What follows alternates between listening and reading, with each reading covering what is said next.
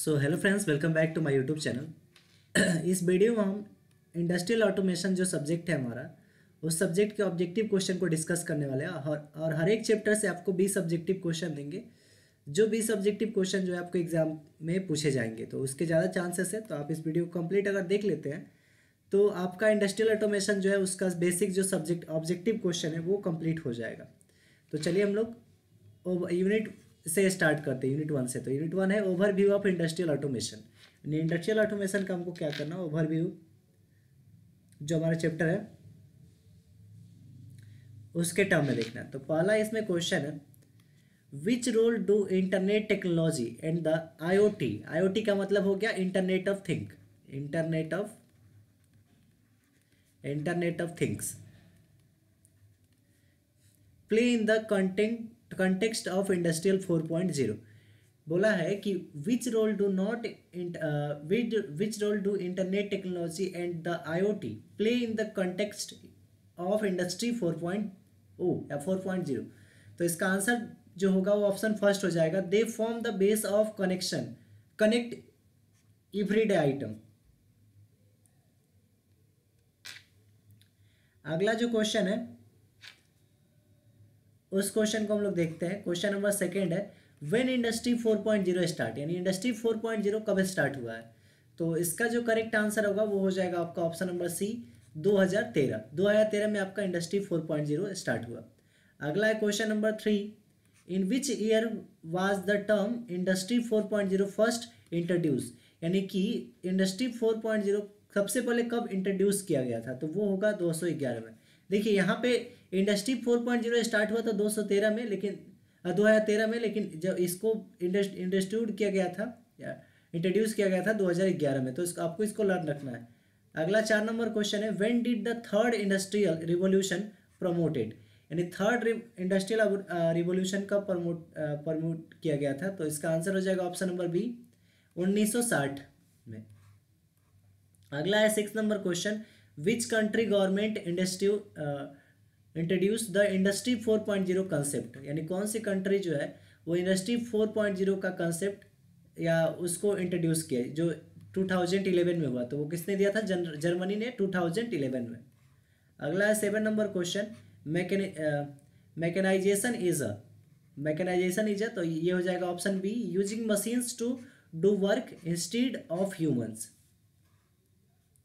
8 number question है, who invented the assembly line, यानी assembly line को किसने इन्वेंट किया था। तो ये है हेनरी फोर्ड ने इन्वेंटरी लाइन को असेंबल किया था, असेंबली लाइन को इन्वेंट किया था। अगला है 9 number question, this company was the first to utilise robotic system in its production line. यहाँ पे दिस नहीं होगा, which country was the first to utilise the robotic system in its production line. तो इसका करेक्ट आंसर हो जाएगा general Motors. अगला है 10 number question, the first industrial revolution was bought in by what technology.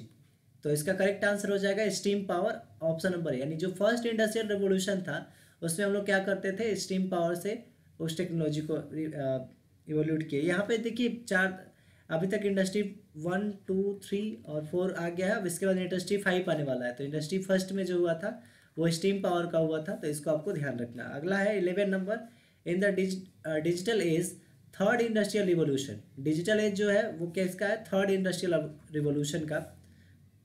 What two major invention change production and pave the way of automation. तो इसका correct answer होगा option number C, programmable logic control, यानी PLC and robot. तो third industrial evolution में हम लोग PLC और robot का प्रोडक्शन किए, पीएलसी और रोबोट का इन्वेंशन किए, जिससे हमारा प्रोडक्शन काफ़ी हद तक बढ़ चुका है।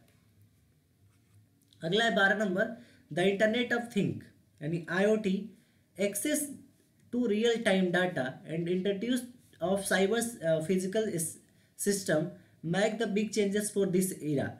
तो ये किसका है, इंडस्ट्री 4.0 का, ऑप्शन बी इसमें करेक्ट होगा। अगला क्वेश्चन है 13 number, which one of the industrial revolution used electric energy to create mass production for the first time.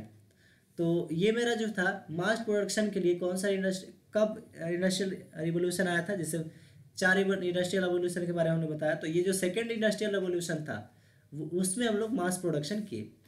अगला है आप फर्स्ट इंडस्ट्रियल रिवोल्यूशन में क्या हुआ, स्टीम पावर का, दूसरे में डिजिटल सर्किट का या डिजिटल का, तीसरे में क्या हुआ मास प्रोडक्शन का, और चौथे में आपका आईओटी, ये सब चीज़ें आ चुकी है। अगला है 15, what is the full form of IoT. तो आईओटी का फुल फॉर्म क्या है, इंटरनेट ऑफ थिंग, इसको आपको ध्यान रखना है। अगला है 16 number question, which of the following statement is true. तो इसमें से कौन सा स्टेटमेंट ट्रू है, तो IIoT is a subset of IoT। तो देखिए IoT का सबसेट जो है IIoT है। IoT का फुल फॉर्म होता है क्या, इंटरनेट ऑफ थिंग। IoT का फुल फॉर्म क्या होता है, इंटरनेट ऑफ थिंग। और IIoT का फुल फॉर्म होता है इंडस्ट्रियल इंटरनेट ऑफ थिंग, यानी पहले इंडस्ट्रियल आ जाएगा फिर internet of thing, industrial internet of thing. देखिए नीचे में भी है 17 number question, IIoT stand for, तो ये क्या हो जाएगा, इंडस्ट्रियल इंटरनेट ऑफ थिंग्स। अगला हम लोग क्वेश्चन देखते हैं 19 number question, what is a smart factory. तो एक स्मार्ट फैक्ट्री क्या है, तो इसका करेक्ट आंसर आपका ऑप्शन नंबर बी हो जाएगा, factories and logistics system that will operate and organise themself without human interaction. तो विदाउट ह्यूमन इंटरेक्शन के कोई इंडस्ट्री या सिस्टम रन कर रहा है तो उसको हम लोग क्या बोलते हैं, स्मार्ट फैक्ट्री के नाम से जानते हैं। अगला है 20 number, what are the objectives of industrial 4.0। Industry 4.0 का क्या ऑब्जेक्टिव है, तो ये आपको ध्यान रखना है, सब्जेक्टिव क्वेश्चन में पूछा जा सकता है। Enable self controlling, increase efficiency, reduce complexity, और डी है ऑल ऑफ दी एबव। तो ऑप्शन है इसमें डी करेक्ट हो जाएगा, ऑल ऑफ दी एबव। अगला क्वेश्चन जो है 22 number, the automation of communication between devices with no human interaction. तो वो कौन सा है, मशीन टू मशीन, यानी मशीन टू मशीन में अगर हम इंटरेक्शन करें तो क्या हो जाएगा, उसमें ह्यूमन के बीच इंटरेक्शन नहीं आएगा, क्योंकि एक मशीन दूसरे मशीन को सेंस करके अपना वर्क करेगा। अगला है 23 number question, which of the following can be consider smart device. तो इसमें से इसको हम स्मार्ट डिवाइस कंसिडर करेंगे, तो सारे ऑप्शन को अच्छे से रीड कर लेते हैं और फिर हम लोग देखते हैं।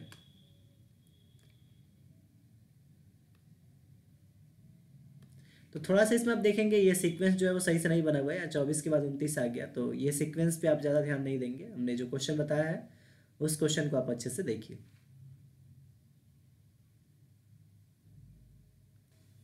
तो पहला ऑप्शन इसमें क्या है, device that are able to communicate with each other without the need of human interaction.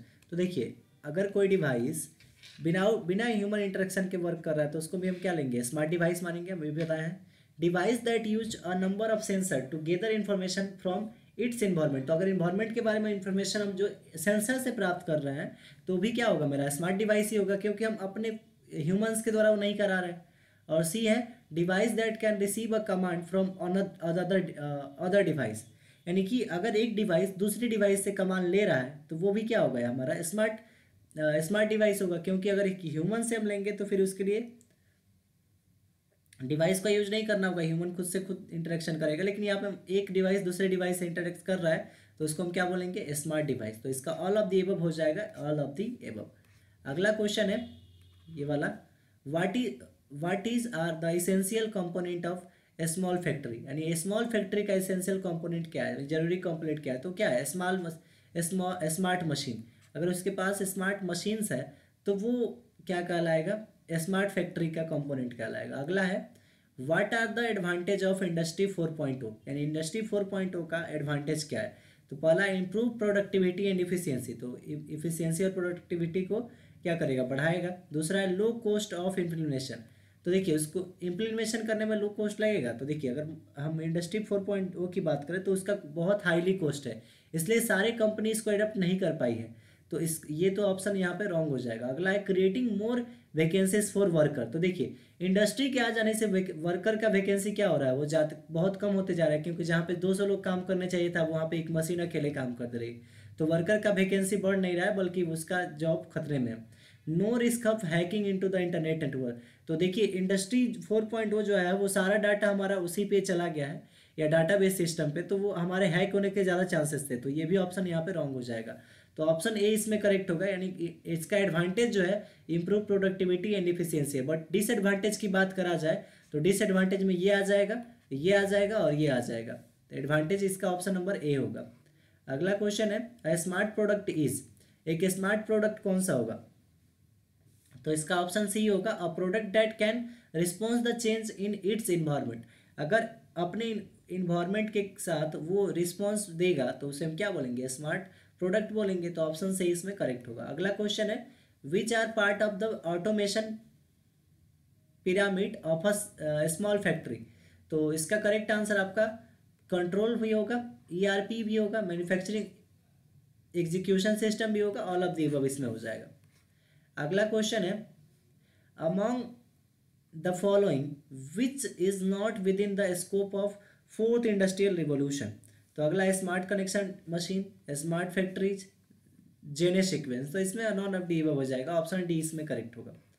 अगला क्वेश्चन है when did the first industrial revolution take place, यानी कि फर्स्ट इंडस्ट्रियल रिवोल्यूशन कब आया? तो वो क्या था? 18th सेंचुरी में आया, 18th सेंचुरी में। और फोर्थ इंडस्ट्रियल रिवोल्यूशन 2011 में किसके द्वारा? जर्मनी के द्वारा दिया गया था। तो ये इस टाइप से क्वेश्चन ज़्यादा पूछे जाते हैं, तो हम इसका आंसर आपको बता देते हैं कि किस तरह से आपको इसका आंसर याद रखना है। देखिए इंडस्ट्री जो वन था, इंडस्ट्री वन का डेवलपमेंट 18th सेंचुरी में हुआ, इंडस्ट्री टू का डेवलपमेंट 19th सेंचुरी में हुआ, इंडस्ट्री थ्री का डेवलपमेंट 20th सेंचुरी में हुआ, इंडस्ट्री आपका फोर का डेवलपमेंट जो हुआ वो 2011-2013 में हो रहा है। तो आपको इसको लर्न रखना है, ऑब्जेक्टिव से ये काफ़ी इंपॉर्टेंट है। तो यहाँ पे फर्स्ट इंडस्ट्रियल रिवोल्यूशन पूछा है तो कौन सी सेंचुरी में? 18th सेंचुरी में। ऑप्शन नंबर बी इसमें करेक्ट होगा। अगला है the vision of industry 4.0 is. तो पहला है तो decrease the cost of industrial production. तो हाँ, अगर मान लीजिए हम एक साथ ज़्यादा प्रोडक्शन कर रहे हैं तो उसका कॉस्ट क्या होगा? डिक्रीज तो करेगा ही। अगला है more efficient use of nature resource and energy. तो ये भी सही होगा। Enabling custom mass production without significantly increase overall production cost. और लास्ट है ऑल ऑफ द अबव। तो इसका ऑप्शन नंबर डी करेक्ट होगा, ऑल ऑफ द अबव। अगला है SCADA is the acronym of. तो एक्सकाडा का फुल फॉर्म क्या होता है? Supervisory control and data acquisition, यानी एक ऐसा कंट्रोल सिस्टम जो हमारे डाटा को कंट्रोल करता है उसको हम क्या बोलते हैं? एस्काडा। एस्काडा जो है वो पीएलसी का सॉफ्टवेयर है, इसको आपको ध्यान रखना है। अगला है supervisory control and data acquisition is. तो वो क्या है? A computer system collecting and analysing real time data and it monitor control and optimise industrial plant. ये आपको ध्यान रखना है, ऑप्शन बी इसमें करेक्ट होगा। अगला है इसमें क्वेश्चन पीएलसी इज अब्रिविएट एज। तो इसका करेक्ट आंसर हो जाएगा, पीएलसी का फुल फॉर्म ही पूछा एक तरह से, प्रोग्रामेबल लॉजिक कंट्रोलर हो जाएगा। उसके बाद लास्ट नंबर क्वेश्चन है फर्स्ट यूनिट का, why do we need industry 4.0, यानी इंडस्ट्री 4.0 का यूज जरूरत क्यों पड़ा? तो डिटेक्टिंग मशीन फेलियर, यानी मशीन में अगर फॉल्ट आता है तो उसको फेलियर को डिटेक्ट करने के लिए हम इंडस्ट्री 4.0 का यूज कर सकते हैं। Improving safety, preventing machine failure. तो इसका ऑल ऑफ द अबव हो जाएगा, आंसर ऑप्शन नंबर डी हो जाएगा। तो हमने इसमें क्या किया, फर्स्ट यूनिट को कंप्लीट किया। हम लोग चलते हैं सेकेंड यूनिट पे, कि सेकेंड यूनिट से भी हम लोग कुछ क्वेश्चन को देखेंगे ऑब्जेक्टिव जो बोर्ड एग्जाम में पूछे जा सकते हैं। तो अभी हम लोग चलते हैं सेकेंड यूनिट पे। सेकेंड यूनिट मेरा क्या है? Fundamentals of PLC. तो पीएलसी का फंडामेंटल हम लोग यहाँ पे करेंगे। तो पहला क्वेश्चन है the acronym PLC stand for, यानी पीएलसी का फुल फॉर्म ही पूछा है। तो पीएलसी का फुल फॉर्म क्या होता है? Programmable logic controller. अगला है question number second, programmable logic controller are use in. तो प्रोग्रामेबल लॉजिक कंट्रोल कहाँ यूज होता है? तो पहला मैन्युफैक्चरिंग में, दूसरा ऑटोमेशन में, तीसरा ऑप्शन बोथ ए बी। तो ऑप्शन ए और बी दोनों होगा, ये भी होगा ये भी होगा, यानी कि both A B. Third number question है what are the component that make programmable logic controller work. तो बोला है कि कौन कौन से कंपोनेंट्स है जो प्रोग्रामेबल लॉजिक कंट्रोलर को वर्केबल बनाते हैं। तो पहला इनपुट एंड आउटपुट मॉडल, दूसरा सीपीयू, तीसरा पावर सप्लाई और चौथा ऑल ऑफ द अबव। तो देखिए एक तरह से सीपीयू का थोड़ा सा पीएलसी का थोड़ा सा ओवरव्यू बना देते हैं हम। ये पीएलसी का ओवरव्यू आपका हो गया। इसमें हम इनपुट देते हैं, यहाँ से आउटपुट आता है। तो अगर हम इनपुट देंगे तो ये मेरा क्या हो गया? पीएलसी हो गया। ये मेरा एक मिनट, ये मेरा ब्रेन हो गया। ये मेरा क्या हो गया? रैम हो गया यहाँ पे, और यहाँ पर रोम रहेगा। फिर ये मेरा क्या हो गया, CPU हो गया, और ये मेरा आउटपुट है। तो इसमें क्या ज़रूरत है, इनपुट की ज़रूरत है, आउटपुट की ज़रूरत है, CPU की ज़रूरत है, और साथ में इसको चलाने के लिए 24 वोल्ट पावर सप्लाई भी देना होगा। तो यानी कि इसमें तीनों चीज़ की ज़रूरत पड़ेगी, इसकी, इसकी और इसकी। तो ऑप्शन नंबर डी इसमें करेक्ट हो जाएगा, ऑल ऑफ दी एबव। अगला क्वेश्चन है, the programmable logic control is classified into. तो प्रोग्रामेबल लॉजिक कंट्रोल को कितने भाग में क्लासिफाई किया गया है, तो दो भागों में। पहला है आपका, तो इसको दो पार्ट में क्लासिफाई किया गया। अगला है क्वेश्चन नंबर 5, इसमें in fix programmable logic controller क्या क्या रहता है, इनपुट इज फिक्स्ड, इनपुट भी फिक्स रहता है, आउटपुट भी फिक्स रहता है, क्योंकि आप जितने जो इनपुट देंगे उसी के अकॉर्डिंग आउटपुट आएगा, तो दोनों फिक्स रहेगा। इनपुट फिक्स करेंगे तो आउटपुट भी फिक्स ही आएगा। तो ऑप्शन बी इसमें करेक्ट होगा, बोथ एंड। ऑप्शन ये वाला करेक्ट होगा, बोथ ए एंड बी। अगला है, the PLCs can be programmed in. तो PLC को किस में प्रोग्राम किया है, तो देखिए PLC का जो लैंग्वेज होता है वो लेडर लॉजिक होता है, स्ट्रक्चरल टेक्स्ट होता है, इंस्ट्रक्शन लिस्ट होता है, फंक्शनल ब्लॉक डायग्राम होता है, सीक्वेंशियल फंक्शन चार्ट होता है, ऑल ऑफ द अबव। तो इसमें करेक्ट आंसर आपका ऑप्शन नंबर डी हो जाएगा, ऑल ऑफ द अबव। अगला क्वेश्चन है 7 नंबर, इन मॉड्यूलर प्रोग्रामेबल लॉजिक कंट्रोलर पहला इनपुट इज फिक्स, दूसरा आउटपुट इज फिक्स, तीसरा बोथ ऑफ देम। तो इसमें देखिए ना ही इनपुट फिक्स होता है ना ही आउटपुट फिक्स होता है, तो ऑप्शन नंबर डी इसमें करेक्ट होगा, none of the above. 8 number question है, in addition to storage instruction PLC control पहला है लॉजिकल सीक्वेंस काउंटिंग, दूसरा काउंटिंग, तीसरा अरिथमेटिक ऑपरेशन। तो ऑप्शन नंबर डी इसमें करेक्ट होगा, all of the above. 9 number question है, the components that make PLC work, यानी कौन से कंपोनेंट है जो PLC को वर्केबल बनाते हैं। तो इसका करेक्ट आंसर आपका ऑप्शन नंबर डी हो जाएगा, 4। कितने कंपोनेंट है, 4 कंपोनेंट। अच्छा एक मिनट, यहाँ पे मैं work can be divided into dash dash core, यानी कितने कोर में डिवाइड किया गया है, 4 कोर में। ऑप्शन डी इसमें करेक्ट होगा। अगला क्वेश्चन है 10 number, how many operation step does the programmable logic controller have, यानी प्रोग्रामेबल लॉजिक कंट्रोलर के पास कितने स्टेप है, तो वो है 3 step. Option number C correct होगा। अगला क्वेश्चन है, बिफोर, अच्छा इसमें और भी देख लीजिए कौन कौन से वो आपका 3 कंपोनेंट है, तो वो है इनपुट स्कैन, दूसरा आउटपुट स्कैन, और तीसरा प्रोग्राम स्कैन। तो इसको आपको ध्यान रखना है। और इसमें जो आपका 4 कंपोनेंट जो थे वो क्या था, CPU, power supply, rack, input और आउटपुट। अगला 11 number, before PLC was created many industries used. अगर जब PLC क्रिएट नहीं किया गया था तो सारी इंडस्ट्रियाँ क्या यूज़ करती थी, रिलेज यूज़ करती थी। तो देखिए रिले में बहुत सारे वायर का यूज़ किया जाता था, अगर उसमें एक भी फॉल्ट आता था तो उसको सही करने में बहुत दिक्कत होता था, इसलिए PLC को डेवलप किया गया, और PLC में वायरिंग का ज़्यादा दिक्कत नहीं है। अगला है 12 number question, which is the first PLC model. तो इसमें PLC का सबसे पहला मॉडल कौन सा है, तो वो मेरा है PLC 084। PLC 084 सबसे पहला मॉडल जो है वो PLC 084 है, और इसको जितने डेवलप किया था उनका ये 84 नंबर प्रोजेक्ट था, तो इसलिए इसको 084 के नाम से 084 का नाम दिया गया। अगला है 13 number, the relays consist of. तो रिलेज क्या क्या कंसिस्ट करता है, control circuit, load circuit, both A and B, दोनों से कंसिस्ट करता है। अगला है 14 number question, in modular type PLC the PLCs are classify into. Modular type PLC में PLC को कितने पार्ट में क्लासिफाई किया गया, तो पहला रिले आउटपुट, दूसरा ट्रांजिस्टर आउटपुट, तीसरा ट्रैक आउटपुट ऑफ PLC। तो इसमें ऑल ऑफ द अबव हो जाएगा, तीनों पार्ट में इसको क्लासिफाई किया गया है। 15 नंबर क्वेश्चन है, the advantage of PLC are. PLC का एडवांटेज क्या है, तो PLC का एडवांटेज है इजी मेंटेनेंस है उसका, reliability is high and small in size है, all of the above. Option number D correct होगा। 16 नंबर क्वेश्चन है, द CPU हैज़। CPU का फुल फॉर्म होता है सेंट्रल प्रोसेसिंग यूनिट। तो CPU के पास क्या होता है, मेमोरी सिस्टम भी रहता है, प्रोसेसर भी रहता है, पावर सप्लाई भी दिया जाता है उसको, यानी ऑल ऑफ द अबव इसमें करेक्ट हो जाएगा। अगला है 17 number, the visual programming language also called, यानी एक विजुअल प्रोग्रामिंग लैंग्वेज को किस नाम से हम लोग जानते हैं, लेडर लॉजिक के नाम से जानते हैं। अगला 18 number, dash dash are the components that are required to change और क्रिएट अ प्रोग्राम। तो पहला है PLC प्रोग्राम डिवाइस, दूसरा है प्रोग्रामिंग सॉफ्टवेयर, तीसरा कनेक्टेड केबल और ऑल ऑफ द अबव, इसमें all of the above correct होगा। 19 नंबर क्वेश्चन है dash dash is an example for light automation. तो लाइट ऑटोमेशन का इसमें कौन सा एग्जाम्पल है, तो वो हो जाएगा street solar lightning. Light automation में जहाँ पे लाइट का यूज किया था तो स्ट्रीट सोलर लाइटनिंग का इसमें ये आंसर हो जाएगा। 20 नंबर क्वेश्चन है the PLC internally operated store and calculate the value in, किस फॉर्मेट में स्टोर करता है, तो बाइनरी फॉर्मेट में। बाइनरी फॉर्मेट क्या होता है, 0 से 1 के कोड में रहता है। तो इस तरह से हमने सेकेंड यूनिट के 20 ऑब्जेक्टिव क्वेश्चनों को देखा। अब हम लोग चलेंगे थर्ड यूनिट पे, और थर्ड यूनिट में देखेंगे किस टाइप के ऑब्जेक्टिव क्वेश्चन पूछे गए थे या किस टाइप के ऑब्जेक्टिव क्वेश्चन आ सकते हैं। तो थर्ड यूनिट का नाम है मेरा sensors and input field device.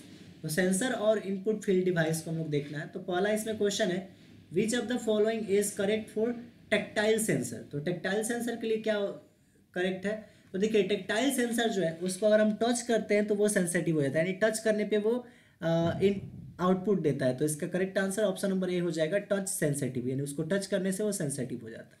अगला है second number change in output of sensor with change in input is. अगर चेंज इन आउटपुट के का सेंसर चेंज इन इनपुट के साथ चेंज हो, आउटपुट और इनपुट जब चेंज हो एक साथ में, तो उसको क्या बोलेंगे हम, सेंसिटिव बोलेंगे। यानी कि जितना इनपुट चेंज करे उतना आउटपुट चेंज हो, तो वो क्या होगा, सेंसिटिव होगा। अगला है 6 number A small change with a sensor can detect is. अगर मान लीजिए किसी सेंसर में बहुत छोटा चेंज आ रहा है तो उसको कैसे हम लोग डिटेक्ट करेंगे, तो उसको रिजोल्यूशन से, मतलब कि उसका रिजोल्यूशन क्या करेंगे हम लोग, मैक्सिमाइज कर देंगे, बढ़ा देंगे। अगला है thermocouple generate output voltage according to.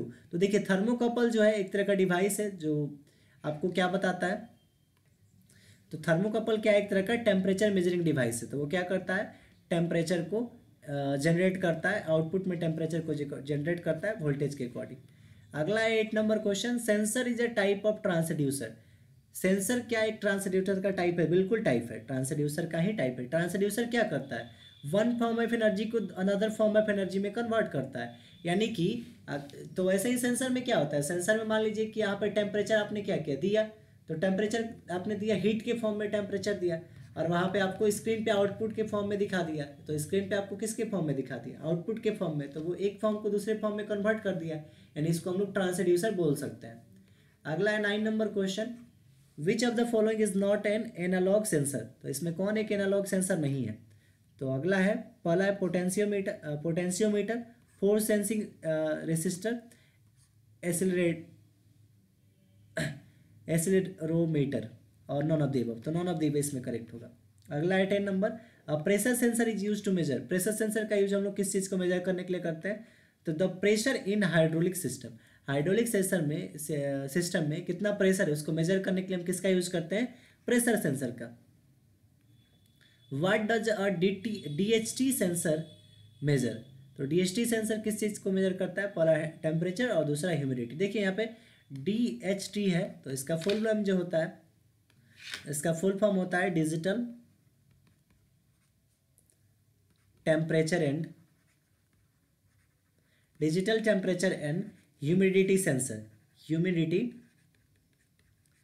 Humidity sensor, तो देखिए इसमें ह्यूमिडिटी सेंसर, तो इसमें दो वर्ड यूज हुआ है, पहला टेम्परेचर और दूसरा ह्यूमिडिटी। तो क्या क्या चीज़ को मेजर करेगा, टेम्परेचर को भी और ह्यूमिडिटी को भी, आपको इसको ध्यान रखना है। इसका फुल नेम क्या है, digital temperature and humidity sensor. अगला क्वेश्चन हम लोग देखते हैं second number the function of a sensor is to. तो एक सेंसर का क्या फंक्शन है, तो पहला है detect event within specified environment. अगला है सेपरेट फिजिकल पैरामीटर। अगला है track and transfer data to computer process. तो ये ऑप्शन बी और सी बिल्कुल करेक्ट है, ये वाला, ये ऑप्शन बी हो गया और ये ऑप्शन सी हो गया, ये दोनों बिल्कुल करेक्ट है।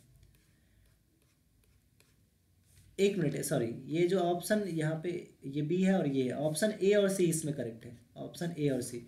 Detect event within specified environment, यानी उस इन्वायरमेंट में जो भी डिटेक्ट चीज़ें हैं स्पेसिफाई उसको डिटेक्ट को बताना, और track the transfer data into computer, और कंप्यूटर को उसको प्रोड्यूस करना।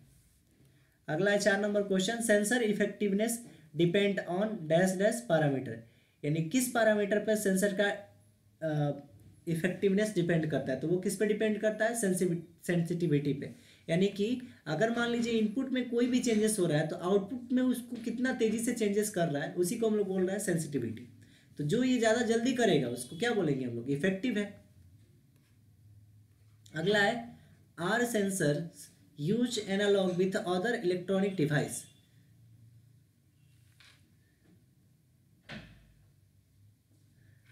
तो ये क्वेश्चन हम लोग नेग्लेक्ट कर देते हैं क्योंकि इसमें ऑप्शन लास्ट वाला नहीं है। अगला 9 नंबर क्वेश्चन है sensor provide output signal depending on. Sensor provide output signal depending on, तो जो आउटपुट सिग्नल प्रोवाइड करता है उस पर किस पे डिपेंड करता है, तो इनपुट पे और फिजिकल क्वांटिटी पे। ऑप्शन बी इसमें करेक्ट, ऑप्शन सी इसमें करेक्ट होगा। ये ए है और ये बी है, दोनों सही है। ऑप्शन सी इसमें करेक्ट होगा, बोथ ए एंड बी। अगला क्वेश्चन है 10 number, which of the following is a consider as a input sensor.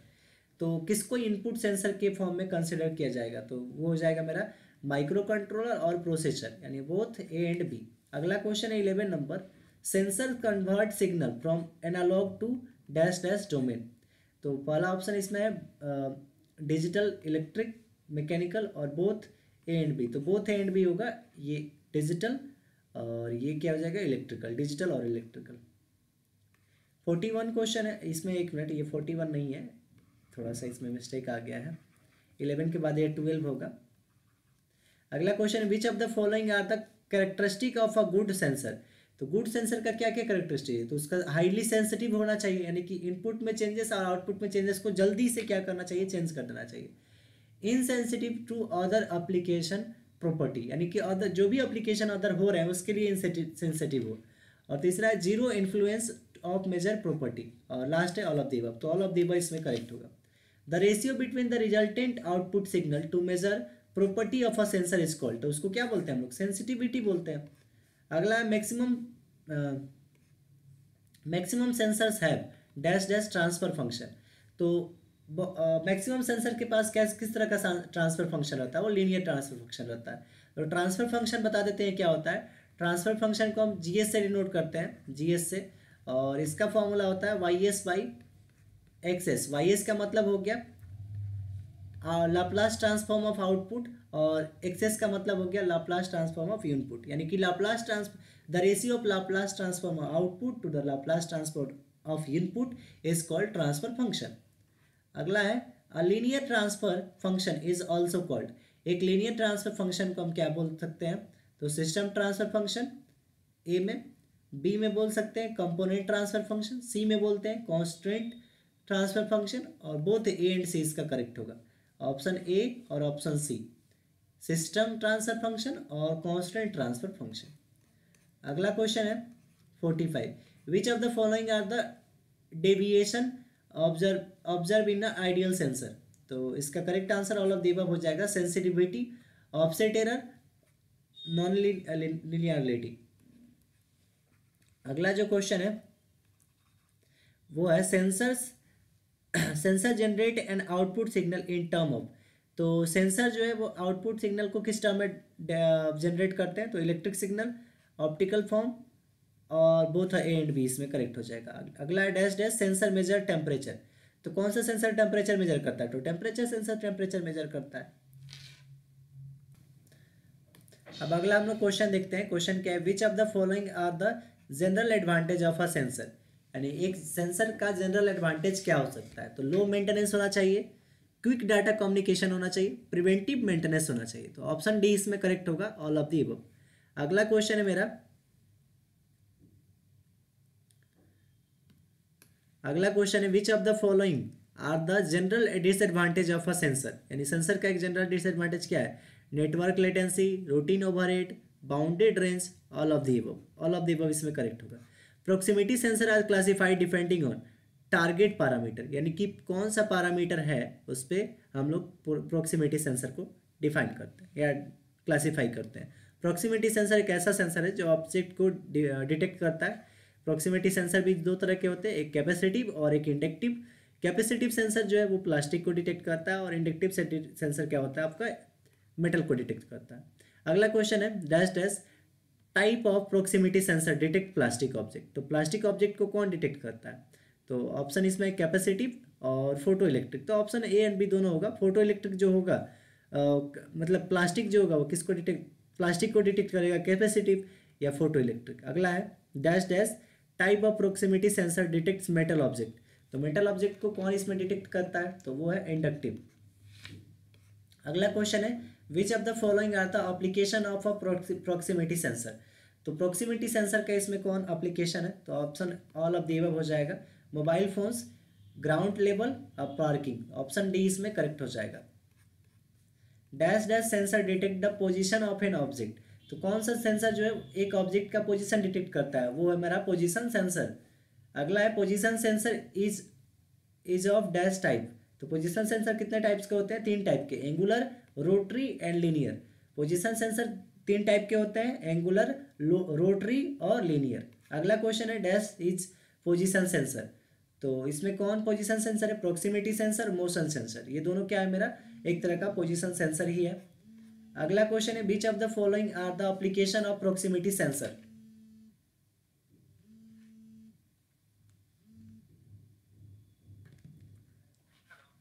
Hmm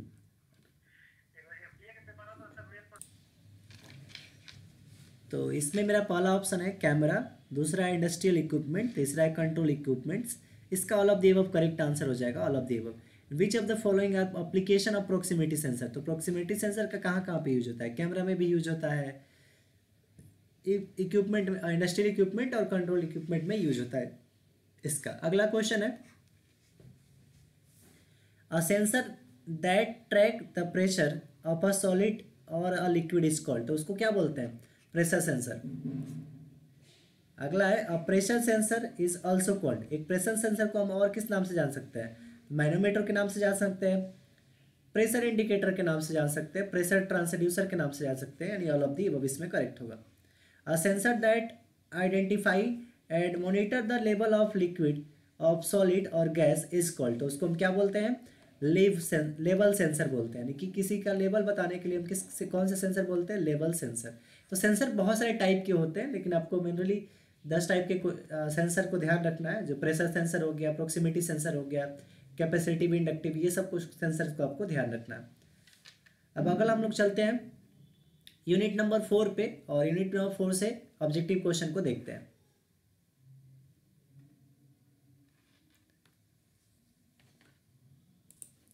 तो यूनिट नंबर 4 में रहा है एक्चुएटर्स एंड आउटपुट डिवाइस। तो सबसे पहले आप जान लीजिए एक्चुएटर क्या है। तो एक्चुएटर एक डिवाइस है जो हमारा इनपुट सिग्नल को आउटपुट फिजिकल मूवमेंट में कन्वर्ट करता है, यानी कि इनपुट को मैकेनिकल आउटपुट में कन्वर्ट करता है। इनपुट कुछ भी हो, लेकिन आउटपुट हमेशा हमारा किस में रहेगा, फिजिकल मूवमेंट या मैकेनिकल के टर्म में रहेगा।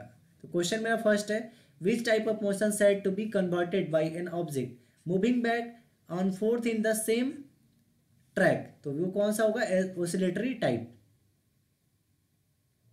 अगला क्वेश्चन है what is the type of motion cover by ball when through at an angle of 45 degree with the horizontal under gravity. तो ये हो जाएगा मेरा कर्वीलिनियर मोशन। ऑप्शन बी इसमें करेक्ट होगा। क्वेश्चन नंबर 3 है what is the type of motion covered by a particle in a plane. तो इसका ऑप्शन नंबर बी करेक्ट होगा, 2 डायमेंशनल मोशन। अगला क्वेश्चन है 4 number what does the gradient of the displacement time graph depict. तो ये किसका होगा, velocity का। ऑप्शन है इसमें करेक्ट होगा। 5 नंबर क्वेश्चन है the graph of displacement time graph depending on object at rest is parallel to X axis. तो क्या होगा, ट्रू होगा, एक्स एक्सिस के पैरेलल होता है डिस्प्लेसमेंट टाइम ग्राफ। अगला है translatory motion and rectilinear motion are same. तो ट्रांसलेटरी मोशन और रेक्टिलिनियर मोशन सेम होता है, नहीं, ये फॉल्स हो जाएगा। अगला है 7 number question what does RPM stand. तो आरपीएम का फुल फॉर्म होता है रिवोल्यूशन पर मिनट, यानी 1 मिनट में कितना रिवोल्यूशन कर गया, उसी को हम लोग आरपीएम के नाम से जानते हैं। 8 नंबर क्वेश्चन है object is said to be in motion if its dash dash change with respect to time. तो वो कौन सा होगा, पोजीशन। 9 नंबर क्वेश्चन है rectilinear motion refers to a motion of an object in. तो ये कौन सा हो जाएगा, straight line. Option number A इसमें करेक्ट हो जाएगा। अगला question 11 number what does the gradient of a distance time graph depict. तो वो किसका होगा, स्पीड का। देखिए gradient time graph, gradient of distance time graph है, डिस्प्लेसमेंट टाइम ग्राफ में वेलोसिटी होगा और डिस्टेंस टाइम ग्राफ में स्पीड होगा, ये आपको ध्यान रखना है। 12 नंबर क्वेश्चन है, what is the nature of graph of a displacement time graph depicting an object with inform velocity, तो वो कौन सा होगा मेरा, कांस्टेंट होगा। अगला क्वेश्चन है 13 नंबर, व्हाट इज द ऐसा यूनिट ऑफ वेलोसिटी, वेलोसिटी का ऐसा यूनिट क्या होता है, मीटर पर सेकेंड। 14 नंबर क्वेश्चन है, what does the gradient of velocity time graph depict, तो एक्सेलरेशन हो जाएगा। वेलोसिटी डायग्राम के लिए क्या आ जाएगा, एक्सेलरेशन। अब देखिए displacement time graph, displacement by time क्या होता है, वेलोसिटी, तो उसमें आएगा वेलोसिटी। डिस्टेंस बाई टाइम में क्या आता है मेरा स्पीड, तो इसमें स्पीड आएगा। वेलोसिटी बाई टाइम में क्या आता है, एक्सेलरेशन, तो इसमें एक्सेलरेशन आएगा, आपको इसको ध्यान रखना है। 15 नंबर क्वेश्चन है, what does the area under velocity time graph depict, तो डिस्प्लेसमेंट हो जाएगा। अगला क्वेश्चन है, which of the following motor rotate in discrete angular step, तो वो कौन सा मोटर है, स्टीपर सर्वो मोटर। अगला है, stepper motor run in response to, तो ये हो जाएगा a programmable program sequence of input electrical pulse. Third number question है, rotor of a variable reluctance stepper motor is constructed of dash dash material with silent pole, तो वो हो जाएगा मेरा फेरोमैग्नेटिक। अगला क्वेश्चन है, the rotor of stepper motor has no, एक stepper rotor के स्टीपर मोटर के पास क्या नहीं रहता, तो winding, commutator, brushes, all are mention. तो देखिए, तो स्टीपर मोटर में वाइंडिंग भी नहीं रहता है, कम्युटेटर भी नहीं रहता है, ब्रशेस तो रहता ही नहीं है, ऑप्शन डी इसमें करेक्ट हो जाएगा। अगला है, stepper motor has a step angle 2.5 degree, determine the number of step required for the shaft to make 25 revolution, यानी कि 25 रिवोल्यूशन कंप्लीट करने के लिए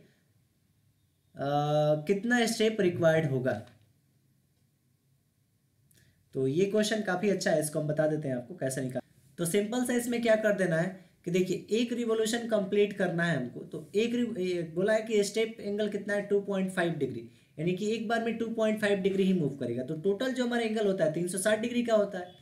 तो इसको कंप्लीट करने में इसको कितना स्टेप लगेगा, 360 बाई 2.5, और टोटल कितने स्टेप कंप्लीट करने हैं 25, तो 25 से इसमें मल्टीप्लाई कर दीजिए। 2.5 से 8 में डिवाइड करेंगे 10 हो जाएगा, और 360 में 10 से मल्टीप्लाई होगा 3600, यानी 3600 इसमें आंसर होगा, ऑप्शन ए इसमें करेक्ट हो जाएगा। अगला क्वेश्चन है 9 number, the dash dash is a combination of a features of a variable reluctance stepper motor and permanent magnet stepper motor, तो ये क्या हो जाएगा मेरा, option second hybrid stepper motor. अगला है question number 7, the rotational speed of given stepper motor is determined sole by the step pulse frequency, option B इसमें correct होगा। 9 नंबर क्वेश्चन है,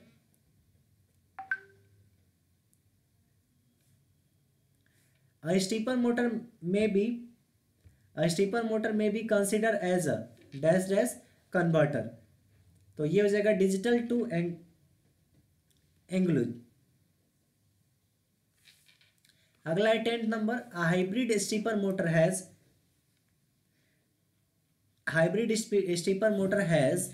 stator and rotor teeth 45 and 50 respectively, the step angle is, तो अगर एक hybrid stepper motor के पास stator and rotor का जो तीत है वो 40 और 50 है, तो उसमें स्टेप एंगल कितना होगा, तो ये बताना है।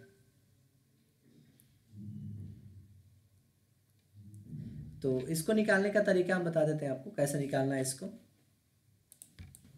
देखिए, स्टेप एंगल यहाँ पे निकालने का जो फॉर्मूला होता है उसको हम लोग बीटा से डिनोट करते हैं, और इसका जो फॉर्मूला होता है हम यहाँ पे लिख देते हैं, बीटा इक्वल टू होता है मेरा NS minus NR, NS minus NR upon NS into NR, और ऊपर में मल्टीप्लाई कर देते हैं हम लोग 360 डिग्री से। अब यहाँ पे NS और NR क्या है, तो NS जो है मेरा वो नंबर ऑफ स्टेटर टीथ है, नंबर ऑफ स्टार्टर टीथ है, और NR जो मेरा है वो number of rotor teeth, number of rotor teeth है।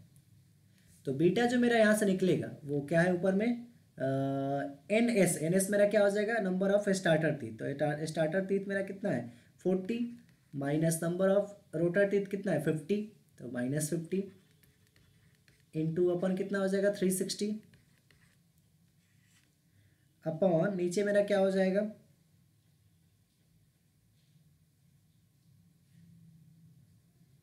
नीचे मेरा N S into N R यानी 40 इंटू 50। इसको सॉल्व करेंगे तो -1.8 डिग्री आ रहा है, तो माइनस से आपको लेना देना नहीं है, यहाँ पे 1.8 आ रहा है। माइनस का मतलब वो है कि वो एंटी क्लॉकवाइज है, तो ये मेरा कितना हो गया -1.8 डिग्री यानी 1.8 डिग्री यहाँ पे निकलेगा। ये फॉर्मूला आपको ध्यान रखना है, इसी फॉर्मूले से आपका स्टेप एंगल निकाला जाता है। अगला क्वेश्चन है 11 number, the rotational speed of a given stepper motor depend on, तो वो किस पे डिपेंड करता है, स्टेप पल्स फ्रीक्वेंसी पे। अब अगला हम लोग चलते हैं क्वेश्चन पे।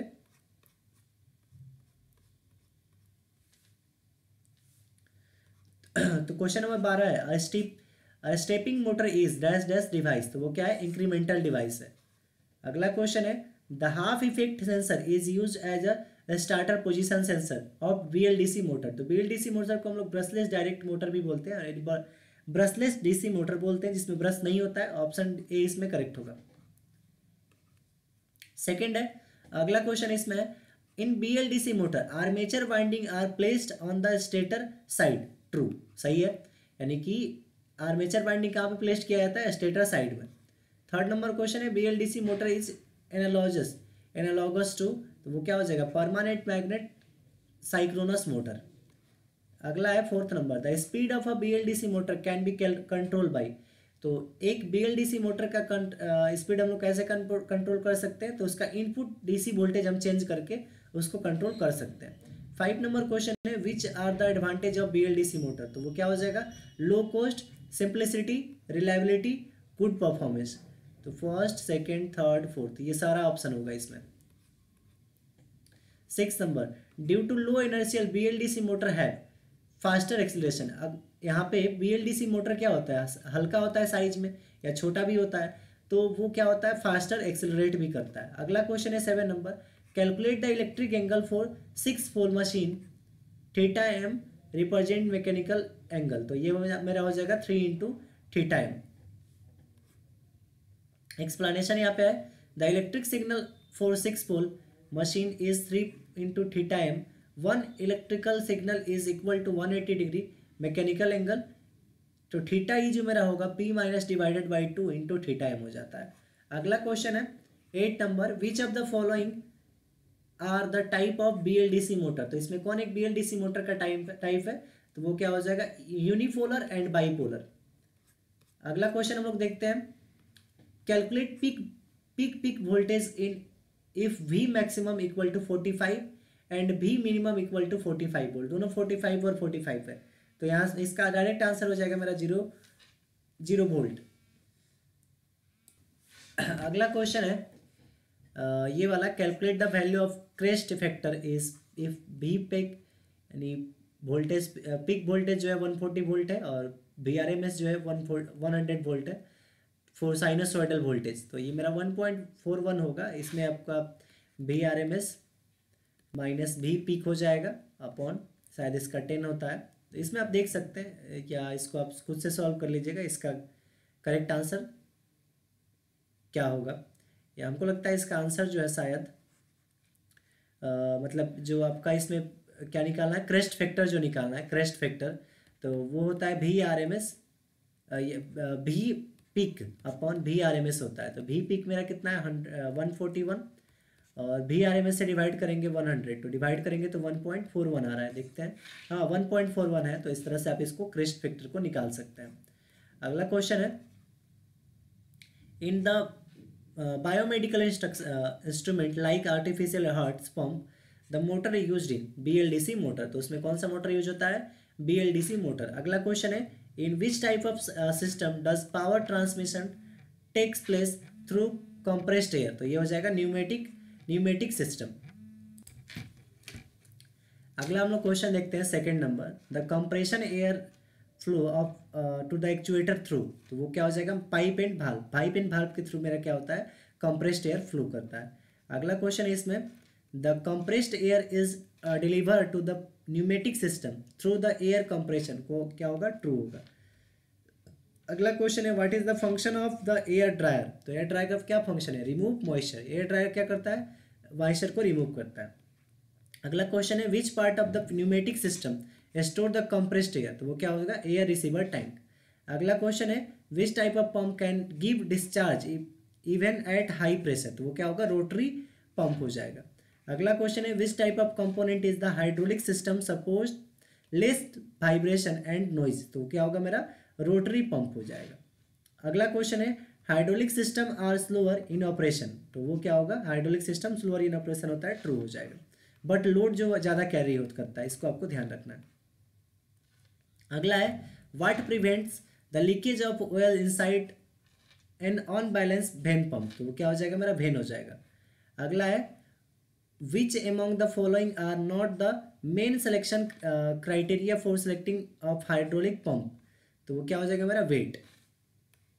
अगला क्वेश्चन है which of the following is a hydraulic cylinder based on application. तो वो हो जाएगा मेरा रैम। अगला क्वेश्चन है what happens when supply of oil to single acting cylinder is stopped. तो क्या हो जाएगा, less pressure is exert on the piston. अगला है third number when does expansion of spring and retraction of cylinder take place in spring type signal action cylinder. तो क्या हो जाएगा मेरा, oil pressure exerted is less than spring compression pressure. और अगला question है double acting cylinder can be used as a single acting cylinder. वो क्या होगा, ट्रू हो जाएगा। अगला अब हम लोग देखते हैं फिफ्थ नंबर यूनिट को। ये फोर्थ यूनिट से कुछ कोई इंपॉर्टेंट ऑब्जेक्टिव क्वेश्चन थे, तो हम लोग फिफ्थ यूनिट को देखते हैं। तो यूनिट नंबर 5 जो हमारा है वो क्या है, कंट्रोल सिस्टम। तो कंट्रोल सिस्टम क्या होता है, एक ऐसा सिस्टम जो हमारे इनपुट और आउटपुट को कंट्रोल करता है। तो वो मेरा क्या ऑप्शन फर्स्ट नंबर इसमें क्वेश्चन है which of the following are the component of process automation. तो क्या हो जाएगा, सेंसर हो जाएगा, कंट्रोलर हो जाएगा, एक्चुएटर भी हो जाएगा, यानी ऑल ऑफ द अबव इसमें करेक्ट होगा। अगला है A/D converter is used converting analogue to digital. A/D का मतलब हुआ analogue to digital convert. Third number question है output of A/D convert is. तो वो क्या कन्वर्ट करेगा, give to a digital display. Fourth number question है a typical data acquisition system consist of sensor. अगला है the data education system implies input data collection. वो क्या होगा मेरा, in digital form. Six number question है a data acquisition system provides. तो वो क्या होगा, इफेक्टिव कम्युनिकेशन। अगला क्वेश्चन है as compare to a close loop system an open loop system is less stable as well as less accurate. अगला question है which one of the following element is not required in automatic control system. तो वो क्या हो जाएगा मेरा, oscillator. अगला है in feedback system the band which increase by the same amount of gain decreases. अगला है dash dash is a part of human temperature control system. तो क्या हो जाएगा मेरा, परस्पिरेशन सिस्टम। अगला क्वेश्चन है 11 number in an automatic control system which of the component is not used. क्या हो जाएगा मेरा, ऑसिलेटर। अगला क्वेश्चन है a good control system has following features except slow response. 13 number question है with feedback increase system stability. Feedback के साथ मेरा सिस्टम स्टेबिलिटी इंक्रीज होता है। अगला क्वेश्चन है smallest change which a sensor can detect is a resolution. अगला question है a control system is which control action somehow depend on the output is called closed loop system. अगला है error और actuating signal is generated in close loop system. A controller essentially is a comparator. In a control system, the comparator compare the output response and difference input and actuates the control element. A good control system should have एक good control system के पास क्या होना चाहिए, good accurate stability and fast response होना चाहिए और साथ में no noise and no vibration होना चाहिए, यानी बोथ ए एंड बी का इसमें करेक्ट होगा। अगला है which one of the following is an example of open loop control system. तो ह्यूमन आई में क्या है, ओपन लूप कंट्रोल सिस्टम है। Open loop control system is one of which the control action is independent on the desire output, यानी कि output क्या होगा उससे मेरा वो इंडिपेंडेंट होता है। और ओपन लूप कंट्रोल सिस्टम में हम फीडबैक सिग्नल का यूज नहीं करते हैं। अगला है in a block diagram error detect compares the input signal and output signal, यानी आउटपुट कितना मिला, एरर हमने कितना, इनपुट हमने कितना है, दोनों का डिफरेंस मेरा क्या होता है, एरर डिटेक्टर होता है, एरर होता है। 23 which of the system has tendency to oscillate, close loop system. तो क्लोज लूप सिस्टम में टेंडेंसी रहता है ऑसिलेट करने का। Close loop system is distinct from the open loop system by which of the following. तो feedback जो रहता है वो ओपन लूप में नहीं रहता है और क्लोज लूप में रहता है। अगला क्वेश्चन है अ controller essentially is a comparator. अगला क्वेश्चन है 26 number, sensor is a type of transducer. Sensor एक तरह का क्या है मेरा, ट्रांसड्यूसर है। 27 the output of feedback control system must be a function of input and feedback signal. इसका ऑप्शन नंबर सी इसमें करेक्ट होगा। 28 है dash dash is a close loop system, वो क्या हो जाएगा मेरा, auto pilot of N aircraft. अगला क्वेश्चन है at summing point more than one signal can be added or subtract, यानी एक समिंग पॉइंट पे, यानी कि एक ऐसा पॉइंट है जहाँ पे सारे सिग्नल मिल रहे हो। जैसे मान लीजिए पॉजिटिव है, ये पॉजिटिव है, पॉजिटिव है और एक निगेटिव है। मान लेते हैं ये x1 है, x2 है, x3 है और ये x4 है। तो देखिए जो पॉजिटिव है उसको पॉजिटिव में लिखेंगे x1 plus x2 plus x3, और जो माइनस में उसको क्या लिख देंगे, माइनस x4 लिख देंगे। तो ये मेरा सब्ट्रैक्ट करेंगे। 30 number the output signal is feedback at the input side from the dash dash point, take up point. अगला है error of actuating signal is generated in close loop system. 32 number question है proportional band of the controller express as, किसमें का express किया जाता है, gain के form में। अगला है the number of operation amplify required for designing PID controller. तो कितना ऑपरेशन होता है, 3 ऑपरेशन। पीआईडी में मतलब कि प्रोपोर्शनल, इंटीग्रेटेड और डेरिवेटिव, तीनों का यूज किया था, इसलिए इसमें 3 कंट्रोलर का यूज किया था। अगला है which of the following system provides excellent transient and steady state response. तो वो है पीआईडी, क्योंकि इसमें तीनों का कॉम्बिनेशन होता है। In PD controller the derivative action plays in a significant role in increasing dash dash response. तो वो क्या हो जाएगा, स्पीड के लिए। अगला क्वेश्चन है the function of proportional mode is provide gain. Gain provide करने के लिए हम लोग प्रोपोर्शनल मोड का यूज करते हैं। The function of PI mode is, तो पीआई मोड का यूज किस लिए किया जाता है, to speed up response and minimize overshoot. Overshoot को मिनिमाइज करने के लिए और स्पीड को बढ़ाने के लिए हम पीआई मोड का यूज करते हैं। और प्रोपोर्शनल मोड का यूज कब करते हैं, जब गेन प्रोवाइड करना होता है तब। अगला है what is the disadvantage of proportional integrative controller. तो वो क्या हो जाएगा, system will be less stable. अगला क्वेश्चन हम लोग देखते हैं PID controller is very effective for faster controller, यानी फास्टर प्रोसेस के लिए मेरा पीआईडी कंट्रोलर जो रहेगा वो वेरी ज़्यादा इफेक्टिव रहेगा। 39 जो है विच ऑफ द फॉलोइंग में रिजल्ट इन इनस्टेबिलिटी प्रॉब्लम। तो क्या हो जाएगा मेरा, लार्जर एरर हो जाएगा। अगला क्वेश्चन है with the feedback system the transient response decays rapidly। और 41 क्वेश्चन है in feedback system the bandwidth increase by same amount of gain decrease, यानी जितना गेन डिक्रीज होगा उतना ज़्यादा वो फीडबैक सिस्टम बैंडविड्थ इंक्रीज करेगा। और लास्ट इसका क्वेश्चन है व्हेन द गेन के is increases the system become less stable, यानी ज़्यादा गेन अगर इंक्रीज होगा तो वो क्या हो जाएगा, वो सिस्टम जो रहेगा वो ज़्यादा बहुत कम स्टेबल हो जाएगा। तो इस तरह से हमने इंडस्ट्रियल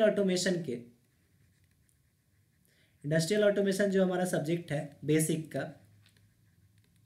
तो उसमें हमने यूनिट 1, 2, 3, 4 एंड 5 के लगभग हमने 120 ऑब्जेक्टिव के पास किया। अगर आप इसको अच्छे से कर लेते हैं तो आपके बोर्ड एग्जाम में 15 और 20 के बीच में आपके ऑब्जेक्टिव इसमें से आ जाएंगे। सो आई होप आपको ये वीडियो पसंद आया होगा। So thanks for watching my video and keep supporting and subscribe my YouTube channel.